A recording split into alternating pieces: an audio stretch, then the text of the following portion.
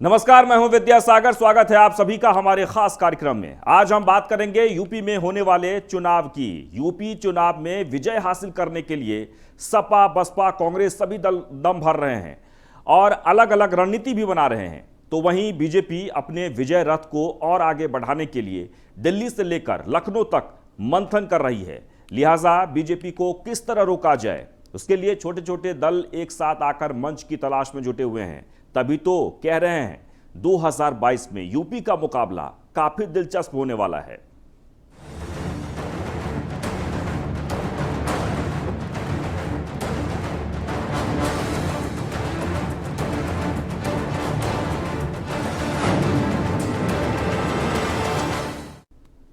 उत्तर प्रदेश में होने वाले विधानसभा चुनाव को लेकर बीजेपी ने कमर कस ली है। चुनाव को देखते हुए बीजेपी ने कार्यकारिणी समिति की बैठक की, जहां जेपी नड्डा ने सीएम योगी की जमकर तारीफ की तो विपक्ष पर जमकर हमला बोला।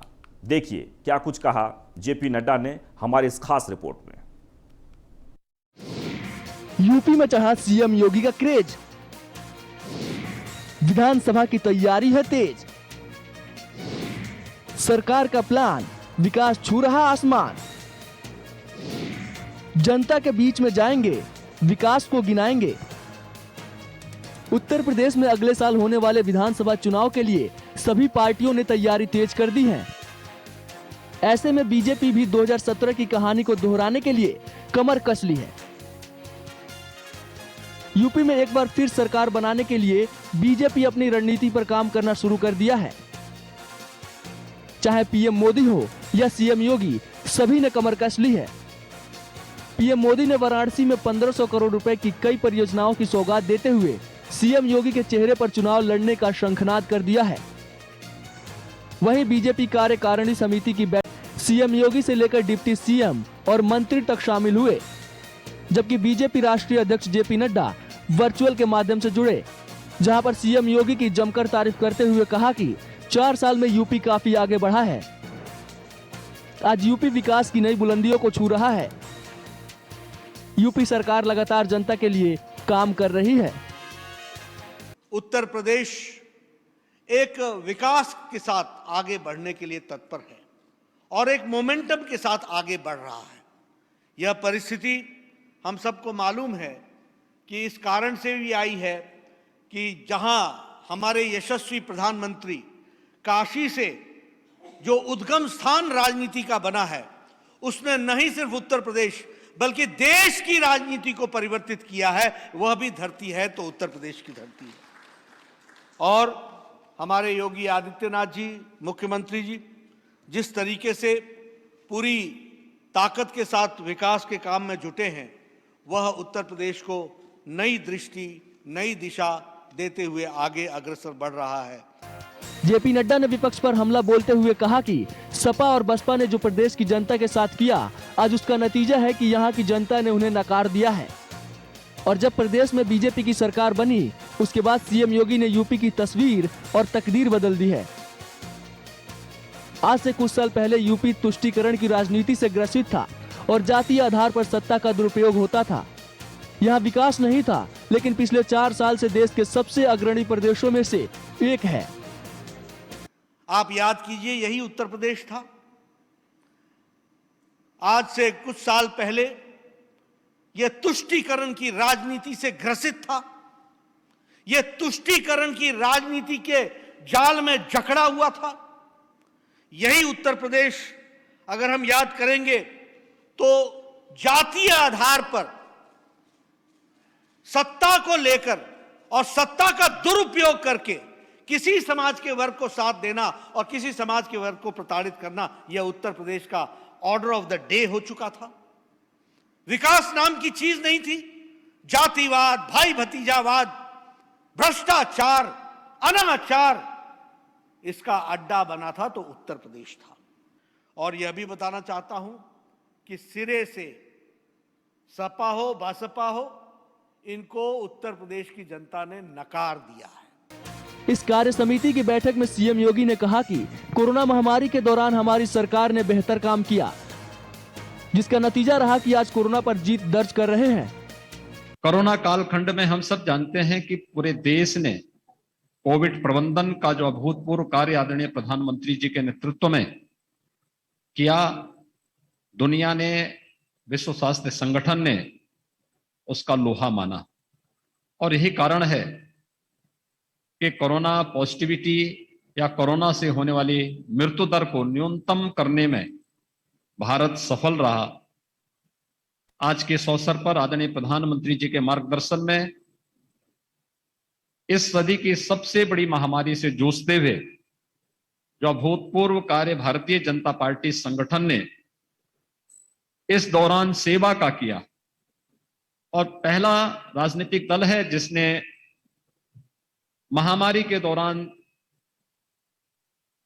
पूरे देश के सामने, दुनिया के सामने एक मिसाल प्रस्तुत की। जब हर व्यक्ति स्वयं के बचाव के लिए उतावला था, तब आदरणीय प्रधानमंत्री जी के मार्गदर्शन में, उनकी प्रेरणा से माननीय राष्ट्रीय अध्यक्ष जी ने भारतीय जनता पार्टी के कोटि कोटि कार्यकर्ताओं को महामारी से त्रस्त, भयग्रस्त आम नागरिक की सेवा के लिए समर्पित करके सेवा ही संगठन का जो मंत्र हमें दिया, उसका परिणाम रहा कि भारतीय जनता पार्टी आम जनमानस के प्रतीक के रूप में और मजबूती के साथ सामने उभर करके आई है। विधानसभा चुनाव को लेकर जिस तरह से सभी पार्टियों ने अपनी अपनी तैयारी शुरू की है, इससे तो साफ है कि 2022 के विधानसभा चुनाव का मुकाबला किसी भी पार्टी के लिए आसान नहीं होगा। लेकिन जिस तरह से बीजेपी ने जिला पंचायत अध्यक्ष और ब्लॉक प्रमुख के चुनाव में अपना परचम लहराया है, उससे विपक्ष की चिंता जरूर बढ़ गई होगी। Bureau report, news 1 India. तो बीजेपी कार्य समिति की आज बैठक हुई और बैठक में सीएम योगी आदित्यनाथ ने विपक्ष पर हमला भी बोला और खासकर बीजेपी के राष्ट्रीय अध्यक्ष जेपी नड्डा ने तमाम महत्वपूर्ण मुद्दे पर चर्चा की और कार्यकर्ताओं को जोश भर दिया कि आने वाले 2022 में पूरी मुस्तैदी से तैयारी शुरू कर दें। वहीं कांग्रेस की अगर बात कर ली जाए तो कांग्रेस भी पूरे दमखम के साथ मैदान में आ रही है। जी हां, उत्तर प्रदेश में अपनी जमीन तलाश रही कांग्रेस को यूपी में जिंदा करने के लिए कांग्रेस महासचिव प्रियंका गांधी 3 दिवसीय लखनऊ दौरे पर आज पहुंची हैं, जहां कांग्रेसी कार्यकर्ताओं ने उनका जोरदार स्वागत किया। लेकिन क्या जितने दमखम के साथ प्रियंका का कांग्रेसी कार्यकर्ताओं ने स्वागत किया है, उतनी ही ताकत के साथ यूपी में प्रियंका के लगे दांव को बचा पाएगी? देखिए हमारी इस खास रिपोर्ट में। प्रियंका गांधी की कब चलेगी आंधी? न जलवा चल रहा न जादू, फिर से मिला मौका, प्रियंका मार दो चौका। 3 दिन का दौरा, प्रियंका सेट करेंगी मोहरा। उत्तर प्रदेश की राजधानी लखनऊ में प्रियंका गांधी की गर्मजोशी से स्वागत, नेताओं और कार्यकर्ताओं के उत्साह की तस्वीरें हैं। प्रियंका के नाम से कांग्रेस में वैसे तो हमेशा ही जोश हाई रहता है, राजनीति में भी उबाल आता है, लेकिन जितनी उम्मीदें कांग्रेस को है उसके आसपास भी प्रियंका पहुंच नहीं पाई है। फिर भी हर बार कांग्रेस को लगता है कि प्रियंका ही है जो कांग्रेस को फिर से खड़ा कर सकती है। हालांकि जब से प्रियंका का सक्रिय राजनीति में उदय होता है, तब से लेकर अब तक प्रियंका कोई कमाल नहीं कर पाई है। 2017 के विधानसभा चुनाव और 2019 के लोकसभा चुनाव में कांग्रेस ने प्रियंका को स्टार कैंपेनर के तौर पर यूपी की कमान संभाली, लेकिन नतीजे बीजेपी के पक्ष में ही रहे। यूपी में लगातार कांग्रेस का बट्टाधार होता जा रहा है। पार्टी के बड़े बड़े नेता साथ छोड़ रहे हैं और जो पार्टी के बड़े नाम हैं वो महज नाम के ही रह गए हैं। हर चुनाव में कांग्रेस को हार पर हार मिल रही है, वो भी करारी हार।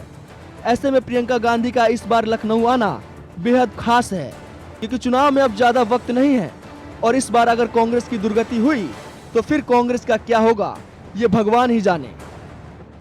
आपका प्रशासन, आपकी पुलिस उम्मीदवारों का अपहरण कर रही है। उम्मीदवार नामांकन पत्र भरने जा रहा है, आप उसको उठा के ले जा रहे हैं। नामांकन पत्र फाड़े जा रहे हैं। जो महिला उम्मीदवार हैं उनको मारा पीटा जा रहा है, उनके वस्त्र खींचे जा रहे हैं। तमाम जिलों में प्रशासन धमकी दे रहा है सदस्यों को। उत्तर प्रदेश में जिस तरह जंगल राज कायम हो गया है, कानून का राज समाप्त हो गया है, महिलाओं की अस्मत सुरक्षित नहीं है, रोज लूट, हत्या, डकैती और बलात्कार इस प्रदेश की पहचान बनी है, निश्चित तौर से पूरा देश दुखी है। जिस तरह ब्लॉक प्रमुख के चुनाव में एक महिला के साथ जो अभद्रता की गई, उसकी साड़ी को खींचने का काम किया गया। पूरा उत्तर प्रदेश शर्मसार है।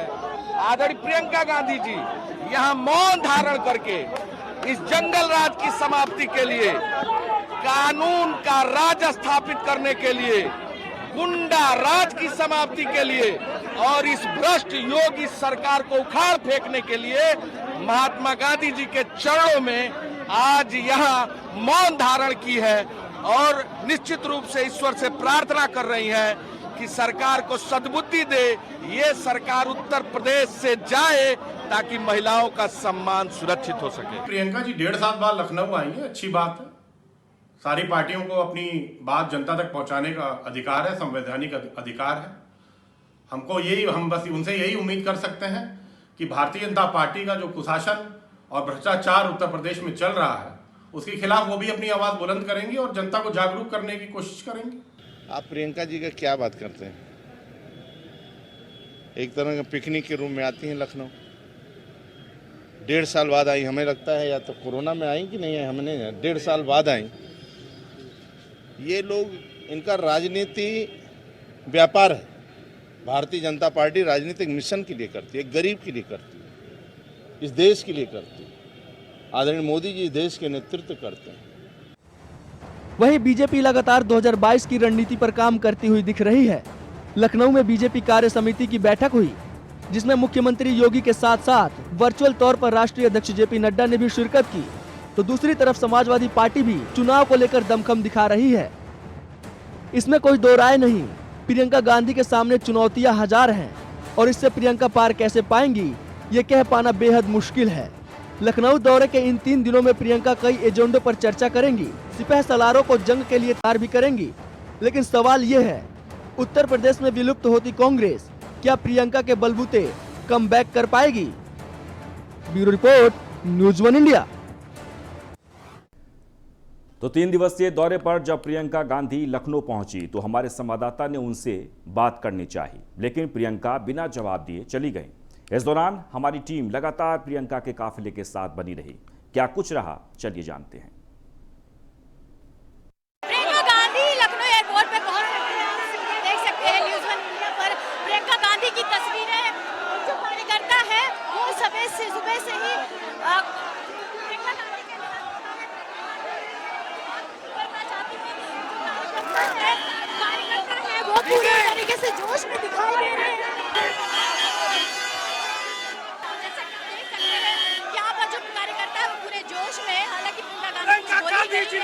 गांधी का जो काफिला है वो चलता जा रहा है लखनऊ एयरपोर्ट से निकलकर। अब वो सीधा हजरतगंज गांधी प्रतिमा पर जाएगा और गांधी प्रतिमा पर माल्यार्पण करेंगी प्रियंका गांधी।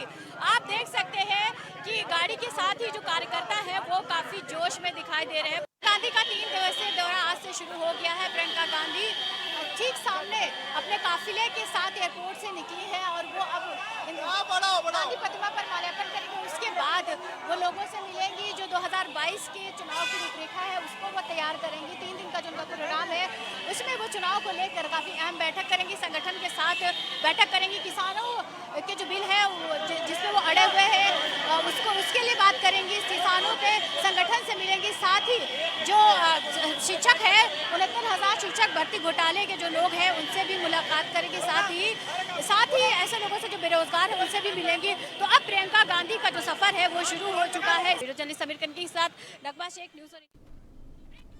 यूपी के जंग को जीतने के लिए सभी पार्टियां हर संभव कोशिश कर रही हैं। जहां सपा विरोध प्रदर्शन कर सरकार को घेरने में जुटी है, तो वहीं छोटे दल एक साथ आकर बीजेपी को 2022 में रोकने की जुगत में जुटी हुई है। कैसे, देखिए इस रिपोर्ट में।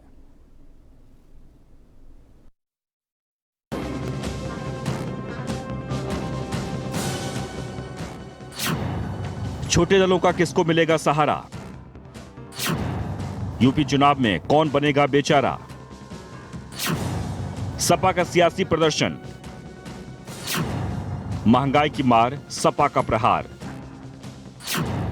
छोटे दलों के सहारे बीजेपी को घेरने का प्लान। विधानसभा चुनाव की जंग जीतने की इस कोशिश के चलते आने वाले दिनों में यूपी में राजनीतिक सरगर्मी काफी बढ़ने जा रही है। जिताओ मुद्दे तलाशने, लुभावने वायदे करने, विरोधियों को घेरने और गठजोड़ के लिए मजबूत सहयोगी तलाशने की मुहिम भी तेज होती जा रही है। जहां बीजेपी जीत के मंत्र के साथ आगे बढ़ रही है, तो वहीं सपा लगातार सरकार पर हमला कर उसे घेरने की कोशिश में जुट गई है। चुनाव को देखते हुए सपा ने बेरोजगारी, महंगाई और भ्रष्टाचार के साथ पंचायत चुनाव में हुए बवाल को लेकर सरकार को घेरा। समाजवादी पार्टी का 15 जुलाई का प्रदेशव्यापी धरना आंदोलन भारतीय जनता पार्टी के कुशासन और भ्रष्टाचार के खिलाफ था। जिस तरह से लगातार महंगाई बढ़ रही है, लोगों की नौकरियां जा रही हैं, महिलाओं पे अत्याचार हो रहे हैं, व्यापारी भाई हमारे आत्महत्या कर रहे हैं, घोटाले लगातार हो रहे हैं, शिक्षा, स्वास्थ्य, रोजगार, सुरक्षा कुछ भी नहीं दे पाई भारतीय जनता पार्टी। ऑक्सीमीटर और शमशान घाट तक को नहीं छोड़ा।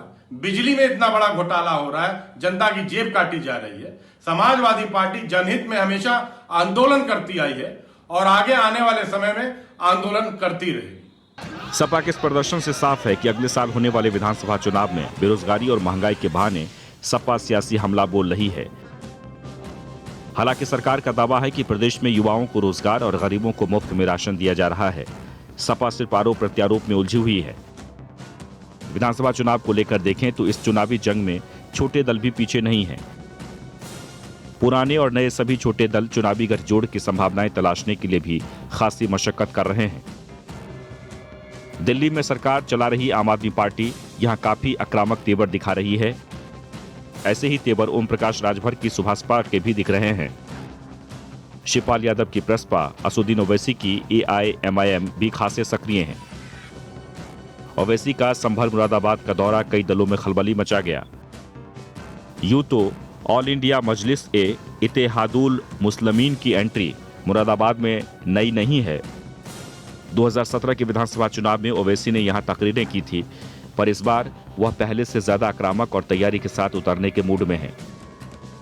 पश्चिम यूपी की मुस्लिम बहुल सीटें और पूर्वांचल की राजभर की बहुलता वाली सीटें ओवैसी के निगाहों में हैं।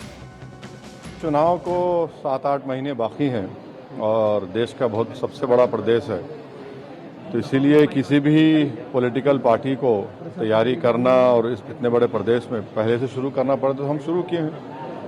पहले के बनिस्बत MIM पार्टी बहुत मजबूत है, मकबूल है और एक बहुत ज़्यादा अवेयरनेस मैं देख रहा हूँ, ख़ास तौर से वंचित समाज में है, चाहे वो मुसलमान हो, दलित हो, OBC के हमारे भाई हों, और हम जनाब ओम प्रकाश राजभर साहब के साथ भी हैं।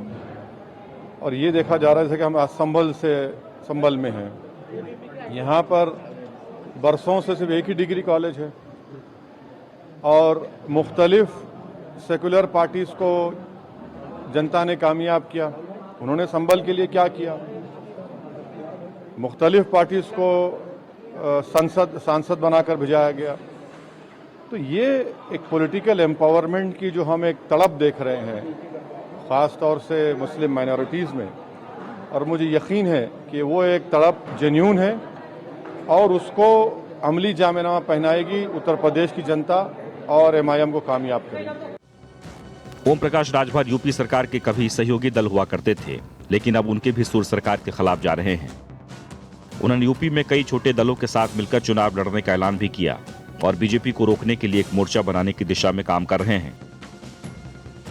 वहीं मायावती के लिए खतरे की घंटी बने चंद्रशेखर आजाद की आजाद समाज पार्टी भी यूपी के चुनावी मैदान में कूदने की तैयारी की है, जो पश्चिमी यूपी में निगाहें गड़ाए बैठे हैं।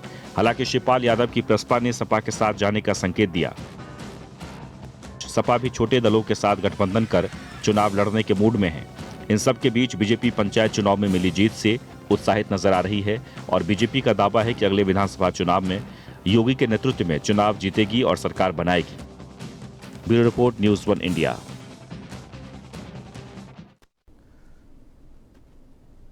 और इसी के साथ ही हमारे इस खास कार्यक्रम में बस इतना ही, लेकिन आप बने रहें न्यूज़ 1 इंडिया के साथ। नमस्कार।